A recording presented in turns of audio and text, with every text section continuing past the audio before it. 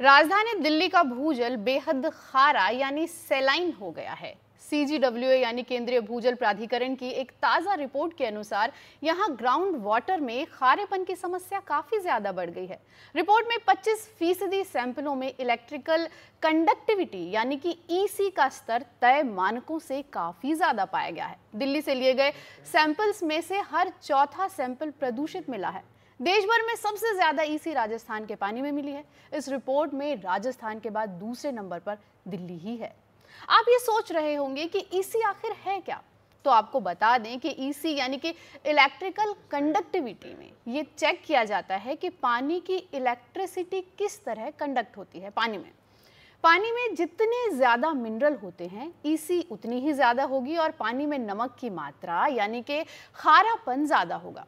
कुल मिलाकर आप इससे पानी के खारेपन से जोड़ सकते हैं। जितना खारा पानी उतना ज्यादा उसमें सोडियम, सेलाइन और उतना ही उसके पिए जाने लायक ना रहने की ज्यादा गुंजाइश।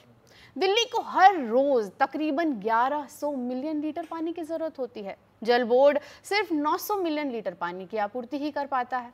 ऐसे में ये जो 200 मिलियन लीटर के पानी का अंतर आ रहा है वो ग्राउंड वाटर से ही पूरा होता है। लेकिन ज्यादा EC वाला भूजल किसी काम का नहीं रहता। इस पानी से खेतों को सींचा भी नहीं जा सकता क्योंकि ये फसलें बर्बाद कर सकता है। कंस्ट्रक्शन में भी इसका इस्तेमाल संभव नहीं क्योंकि इससे लोहे में जल्दी जंग लग सकती है और बिल्डिंग की मजबूती पर खतरा हो सकता है। एक्सपर्ट कहते हैं कि ज्यादा मिनरल वाला ये पानी पीने से सेहत पर बुरा असर हो सकता है। इस पानी को पीने से लोगों में किडनी, हाइपरटेंशन और दूसरी सेहत से जुड़ी समस्याएं बढ़ जाती हैं। इसी पर बात करने के लिए आज हमारे साथ स्टूडियो में मौजूद हैं डॉक्टर अनूप कुमार गुप्ता। स्वागत है सर आपका। डॉक्टर, सबसे पहले तो ये बताएं कि पानी की बढ़ी हुई इलेक्ट्रिकल कंडक्टिविटी किस तरह से खतरनाक हो सकती है। वाटर में जब हम इलेक्ट्रिकल कंडक्टिविटी को मेज़र करते हैं ये हमारी मिनरल डेंसिटी को बताता है वाटर में कितनी है, और जो परमिसिबल है वो 6% है। अगर अब जैसे अब आप रिपोर्ट में आया है कि दिल्ली में 26% है, आप समझ सकते हैं 4 गुना ज़्यादा, जो कि बहुत ही घातक हो सकती है। और इससे ये पता लगता है कि जो पानी में जो मिनरल डेंसिटी है उसमें सोडियम और क्लोराइड वो भी बहुत ज़्यादा है। इसके अलावा जो बाकी मिनरल्स होते हैं, मैग्नीशियम, कैल्शियम, उनकी मात्रा भी ज़्यादा पाई जाएगी। तो इससे हम ये कह सकते हैं कि वाटर जो पीने लायक नहीं है, इसको जब तक कि हम उसको ट्रीट नहीं करेंगे ये पानी जो है पीने से स्वास्थ्य के लिए हानिकारक हो सकता है। जी डॉक्टर, एक सवाल यहाँ पर यह भी उठकर आया था कि अगर आप इस तरह का पानी पीते हैं तो ये आपकी किडनी पर असर कर सकता है। इससे यूरिन में कैल्शियम बढ़ सकता है जो कि सीधा स्टोन या किडनी स्टोन का खतरा बढ़ा सकता है। तो ये किस तरह से आप इसे बताना चाहेंगे कि ये पानी आपकी किडनी पर कैसे असर करता है? देखिए, एक इंसान के शरीर में 60% जो होता है वो वेट पानी की वजह से होता है। और हमारे अंदर जो पानी होता है 2 तरह का होता है, एक्स्ट्रा सेलुलर, इंट्रासेलुलर। जी, इंटरसेलुलर 65% होता है और एक्स्ट्रासेलुलर 25%। और जो ये 35% जो वाटर है यही हमारे बॉडी के सर्कुलेशन को तय करता है। अब अगर आपके बॉडी में सोडियम बढ़ गया, क्योंकि सॉल्ट में हम मेनली सोडियम की बात करते हैं, तो उसके वजह से आपकी बॉडी में वाटर रिटेंशन बढ़ जाएगा। जी। वाटर रिटेंशन बढ़ने की वजह से क्या क्या दुष्प्रभाव हो सकते हैं? सबसे पहले तो आपको ब्लड प्रेशर बढ़ जाएगा, क्योंकि आपका बॉडी में वाटर बढ़ गया तो उसकी वजह से आपका ब्लड प्रेशर बढ़ जाएगा। नंबर 2, इसकी वजह से आपकी किडनी में जो फिल्टर करने की पावर है वो कम हो जाती है और जो यूरिन में कैल्शियम की मात्रा बढ़ जाती है। जब यूरिन में कैल्शियम की मात्रा बढ़ जाती है, ये कैल्शियम ऑक्सलेट और फास्फोरस के साथ मिलकर स्टोन बना सकता है। और जैसे कि आप जानते हैं भारत में जो स्टोन की एंडेमिक बेल्ट है वो नॉर्थ इंडिया में है, यानी कि दिल्ली, जयपुर, राजस्थान, ये सारे स्टेट्स में स्टोन सबसे ज़्यादा पाया जाता है। और जिसका एक कारण ये भी है जो अभी स्टडी में आ गया है कि हमारे पानी में सोडियम की मात्रा ज़्यादा है। राजस्थान तो पहले नंबर पर रहा है, एक नंबर पे है और दिल्ली भी इससे दूर नहीं है। तो इससे स्टोन हो जाएगा और उसकी वजह से, स्टोन की वजह से किडनी आपकी ख़राब हो सकती है। तीसरा जो हो सकता है कि सोडियम बढ़ने से एक क्रॉनिक किडनी डिजीज़ हम बोलते हैं, बीमारी होती है जिसमें किडनी धीरे धीरे करके ख़राब हो जाती है, फिल्टर का पावर उसका ख़त्म होता जाता है और फाइनली वो एंड स्टेज रीनल डिजीज़ में जा सकती है, जिसमें बाद में आपको डायलिसिस और ट्रांसप्लांट कराना पड़ सकता है। तो आप समझ सकते हैं कि छोटी सी लापरवाही से आपकी पूरी किडनी ख़राब हो सकती है, इसलिए इस पर ध्यान देने की बहुत ज़रूरत है। डॉक्टर साहब, आपने बात की पानी में नमक ज़्यादा होने की, तो ज़्यादा नमक तो आपके सेहत को कई तरह से प्रभावित करता है। हाइपरटेंशन के अलावा उसमें ये भी देखा गया है कि वो आपके दिल के लिए भी ठीक नहीं है। तो वहाँ फिर आप किस तरह की सावधानियां बरत सकते हैं कि पानी तो यही आ रहा है, इसको आपको फिल्टर भी करना है, लेकिन साथ ही साथ आपको अपनी सेहत का ख्याल भी यहाँ पर रखना है? देखिए, हमारे बॉडी में सोडियम की बहुत इंपॉर्टेंस है। अगर हम सही मात्रा में सोडियम लेते हैं तो ये हमारे बॉडी के लिए बहुत लाभदायक होता है। डेली इनटेक जो रिक्वायरमेंट है हमारे शरीर के लिए, एडल्ट्स के लिए, वो 500 मिलीग्राम पर डे माना जाता है इसका। अब अगर हम सोडियम को कम लेते हैं तो नुकसान है और ज़्यादा लेते हैं तो नुकसान है। जैसे हमने बताया, ब्लड प्रेशर ज़्यादा हो सकता है, आपके हार्ट पर लोड पड़ सकता है, जिसको हम बोलते हैं कंजस्टिव हार्ट फेलियर। और उसके अलावा, क्योंकि जब ब्लड प्रेशर आपको हो जाता है तो आपके सारे ऑर्गन्स पे इफेक्ट करता है, जिसमें हार्ट से लेकर ब्रेन, लोगों को ब्रेन स्ट्रोक हो सकता है, कोरोनरी आर्टरी डिजीज़ हो सकता है, और जैसे किडनी का तो मैंने बताया आपको। तो इसलिए हमारे लिए बहुत ज़रूरी है कि हमारे पानी में सोडियम की जो मात्रा है वो कम रहे, जो कि परमिसिबल है 6%। अब इसको कैसे हम ठीक कर सकते हैं, इसके कई तरह के हमारे पास उपाय हैं जिससे हम इसको कम कर सकते हैं। जी डॉक्टर साहब, पानी में ज़्यादा नमक, इसको कम करने के लिए आपने कहा कि कई तरह के उपाय हम कर सकते हैं, तो ज़रा उन उपायों के बारे में भी बताएं कि वो कौन से उपाय हैं जिन्हें अपनाकर आप पानी की इस अशुद्धि को दूर कर सकते हैं। देखिए, सबसे पहले जो उसका ट्रीटमेंट तरीका है वह रिवर्स ऑस्मोसिस, जिसको हम बड़े कॉमनली आरओ बोलते हैं। बट आरओ भी आजकल अलग अलग क्वालिटीज़ के आ रहे हैं, और आरओज़ में भी अलग अलग टेक्नोलॉजी यूज़ हो रही हैं जी। एक फ़िल्टर यूज़ होता है जिससे एक पार्ट होता है फ़िल्टर, जिससे वो सारे इम्प्योरिटीज़ को उसको फ़िल्टर करके, जैसे हमारी किडनी फ़िल्टर करती है ऐसे ही वो इम्प्योरिटीज़ को फ़िल्टर करता है। एक दूसरा पार्ट होता है यूवी, उसमें अल्ट्रावायलेट रेज़ उसको ऐड कर देते हैं, जिसके वजह से जो बैक्टीरिया, वायरसेस, पैरासाइट्स को वो किल करता है। और तीसरा होता है चारकोल, एक वो ऐड कर देते हैं। तो इस तरह के 3 कंपोनेंट होते हैं रिवर्स ऑस्मोसिस के। अगर आप एक अच्छे क्वालिटी का आरओ यूज़ करते हैं तो डेफिनेटली आपके जो मिनरल की डेंसिटी कम हो जाएगी और सोडियम क्लोराइड भी कम हो जाएगा। लेकिन आपको, जैसे आपको पता है कि दिल्ली जैसे शहर में, इसमें 2 करोड़ पॉपुलेशन है, सबके पास आरओ होना संभव नहीं है। मुझे लगता है कि 50-60% से ज़्यादा लोग नहीं होगा आरओ। तो दूसरा तरीका, सस्ता तरीका क्या है, आप पानी को उबालिए, बॉईल कर दीजिए। जब बॉईल करने के बाद उसको ठंडा रखिए, इसको कंडेंसेशन कहते हैं, तब आपका सारा ये एक्सेस मिनरल्स और सॉल्ट खत्म हो जाएगा जी। अच्छा, यहाँ एक छोटा सा सवाल ये भी है कि कितना सॉल्ट आपकी बॉडी में होना चाहिए, मतलब कि अगर आप इतना सॉल्ट इंटेक आपका है तो ये जो है ये खतरे से थोड़ा कम है, यहाँ इतना होने पर आपको अब सोचने की ज़रूरत है? बिल्कुल, हमारे, जैसे मैंने बताया, डेली हमारी रिक्वायरमेंट बॉडी की 500 मिलीग्राम पर डे है। और जो अगर हम ब्लड में इसको हम मेज़र करते हैं तो उसकी एक रेंज होती है 130 से 135 मिली इक्विवेलेंट पर लीटर। तो इस रेंज में आपको सोडियम को रखना है। अगर सोडियम आपका लो होता है, इसके बड़े दुष्प्रभाव हैं। दुष्प्रभाव में आपके एडिमा हो जाता है ब्रेन में, सीजर्स आ सकते हैं, और उसके साथ साथ आपको कोमा में भी जा सकते हैं। लेकिन अगर सोडियम आपका 135 से बढ़ना शुरू होता है और 150-160 क्रॉस कर जाता है, जिसको हम हाइपरनेट्रीमिया भी बोलते हैं, तो जितने मैंने दुष्प्रभाव को बताए वो भी बड़े घातक हो सकते हैं जी। उधर दिल्ली में यमुना नदी में भी प्रदूषण जो है वो बढ़ रहा है। यमुना का पानी इतना जहरीला हो चुका है कि कई जगहों पर मछलियां मर रही हैं। यमुना के पानी को लेकर डीपीसीसी की रिपोर्ट में पता चला है कि इसमें बायोलॉजिकल ऑक्सीजन डिमांड का स्तर 85 तक पहुंच चुका है। मानकों के अनुरूप इसका स्तर जो है वो नदी में 3 mg प्रति लीटर या इससे कम होना चाहिए। हालांकि यमुना जहां से दिल्ली में प्रवेश करती है वहां पानी की गुणवत्ता मानकों के अनुरूप ही है, लेकिन दिल्ली में आने के बाद ये प्रदूषित हो जाती है। रिपोर्ट के अनुसार यमुना सबसे ज़्यादा प्रदूषित जो है वो असगरपुर में है। इस पॉइंट से ठीक पहले शादरा और तुगलकाबाद ट्रेन यमुना में मिलती हैं। आईटीओ के बाद यमुना के प्रदूषण में तेज़ी से इजाफा हो जाता है और दिल्ली जो है वो यमुना का पानी पीने के लिए बहुत इस्तेमाल करती है। दिल्ली में यमुना नदी के पानी में अमोनिया का स्तर लगभग 3 ppm तक पहुंच चुका है, जबकि सामान्य स्तर जो है वो 0.5 ppm तक होना चाहिए, यानी ये सामान्य से तकरीबन 6 गुना ज़्यादा है। दिल्ली में पीने के पानी के एक बड़े भाग की आपूर्ति, जैसा कि मैंने आपको बताया, यमुना के जल से ही की जाती है।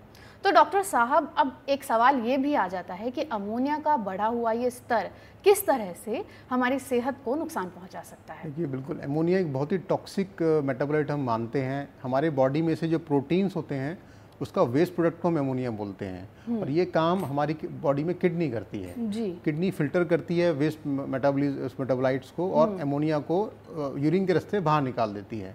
बट अगर एक एक्सेस अमाउंट में हमारे बॉडी में अमोनिया आ जाए तो किडनी का भी एक पावर है कि किस लिमिट तक वो जा सकती है फिल्टर करने के लिए। उसके बाद अमोनिया हमारे ब्लड में इकट्ठा होना शुरू हो जाता है और उसके बाद पेशेंट को इंसेफ्लोपैथी यानी कि कोमा में पेशेंट जा सकता है।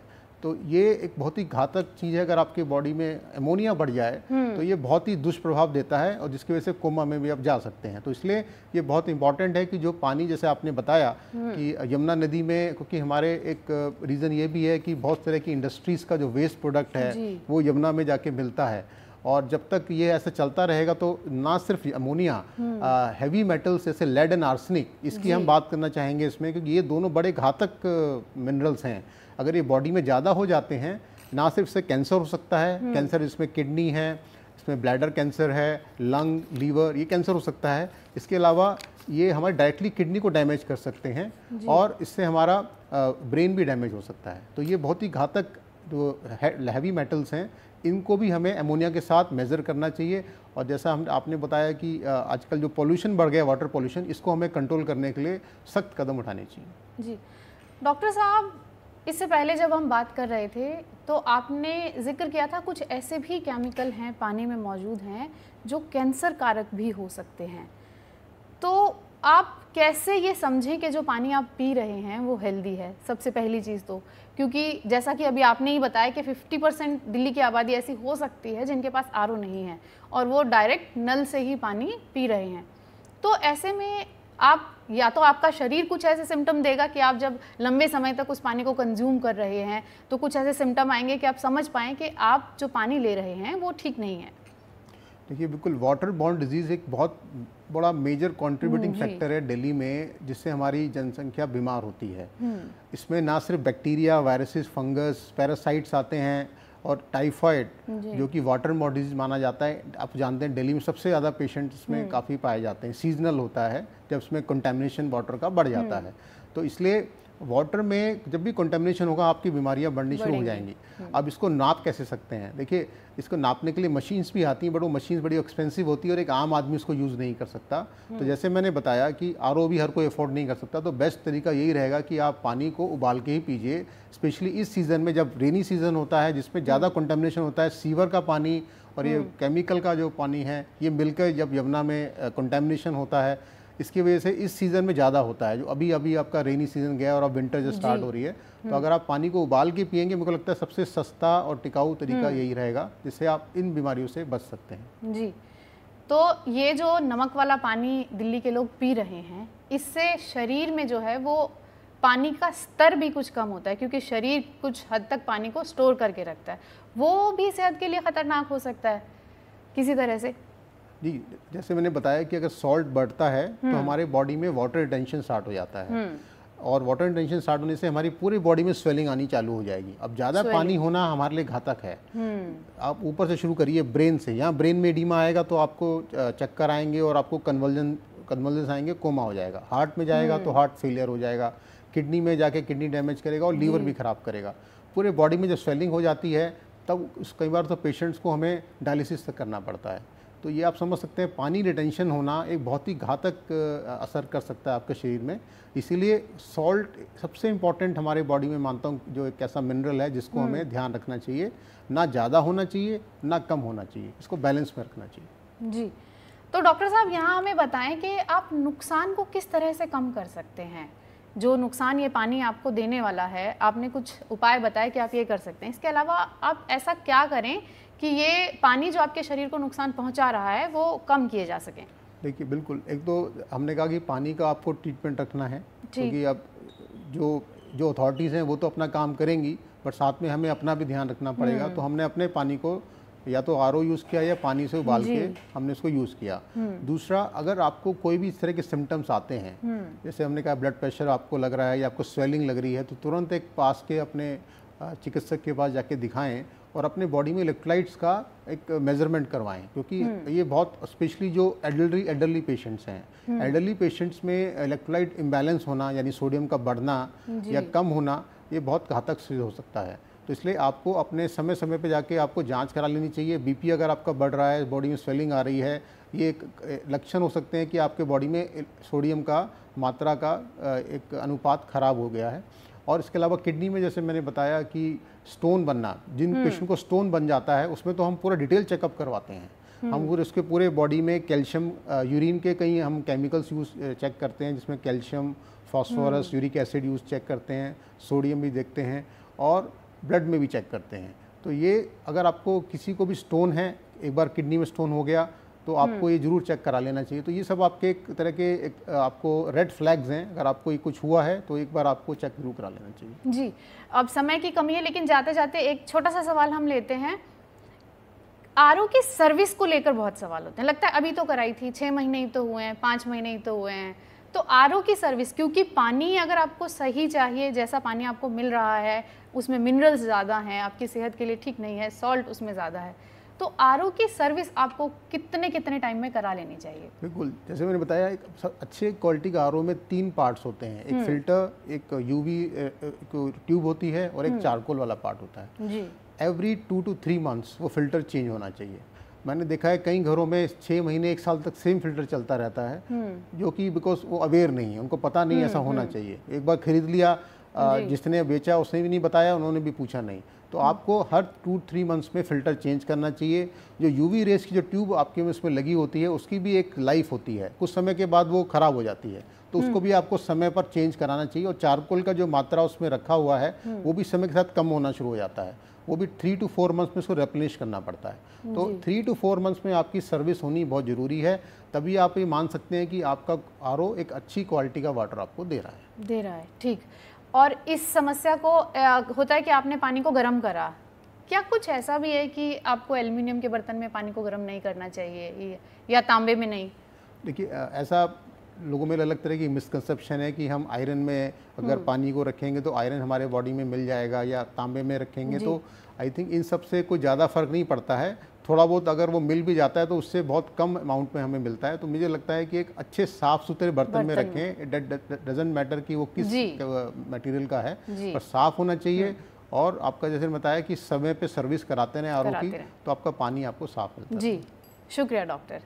तो ये थे मेरे साथ डॉक्टर अनूप कुमार, जिन्होंने काफ़ी सवालों के जवाब दिए और हमें ये बताया कि स्वस्थ और साफ़ पानी हम कैसे पी सकते हैं। ऐसे ही और शोज़ में मैं आपसे जल्द ही फिर मिलूंगी। तब तक हाँ, हरियाणा वाले लोग वोट ज़रूर करें, साफ़ पानी पिएं, स्वस्थ रहें, हंसते मुस्कुराते रहें और एनडीटीवी इंडिया देखते रहें।